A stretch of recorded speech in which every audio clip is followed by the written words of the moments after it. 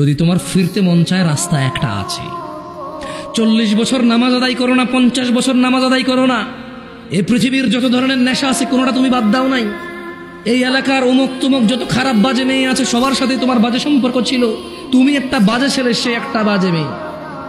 ওকে, সমস্ত গায়কের গান, সমস্ত নর্তকীর নাচ তুমি উপভোগ করেছ।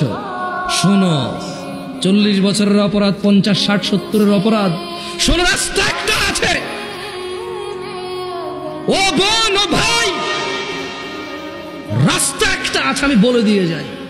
হাদিস থেকে বলবো না যে তুমি বলবা জাল, দইফ, এইটা হাসান কিনা, সহি কিনা, কেউ তোমাকে বিভ্রান্ত করবে, আমি ওখান থেকে বলবো। আমি তোমাকে কোরআন থেকে বলবো, সূরা ফুরকানের আয়াত থেকে। তিনি সুবহানাহু ওয়া তাআলা বলছেন, এই পৃথিবীর, এটা শুধু মুসলমানদের জন্য না, কিন্তু এটা শুধু মুসলমানদের জন্য না, এই পৃথিবীর সবার, সব অপরাধীর জন্য।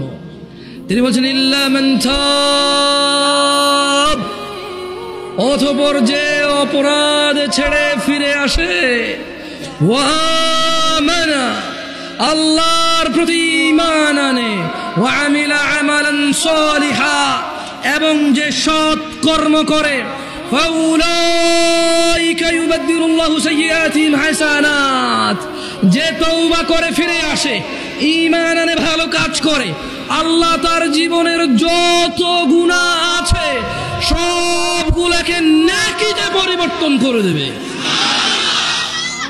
চয়েস ইজ ইয়োর্স, তোমার চয়েস ভাই, সিদ্ধান্ত তোমার। তুমি তোমার জানা নিয়ে মরবা, মদ নিয়ে মরবা, নেশা নিয়ে মরবা, বেনামাজি নিয়ে মরবা, নাকি এগুলো থেকে ফিরে এসে এই সবগুলাকে নেকির পাল্লায় নিয়ে আল্লাহর সামনে, আল্লাহর সন্তুষ্টি চিত্তে আল্লাহর জান্নাতে প্রবেশ করবা, সিদ্ধান্ত তোমার।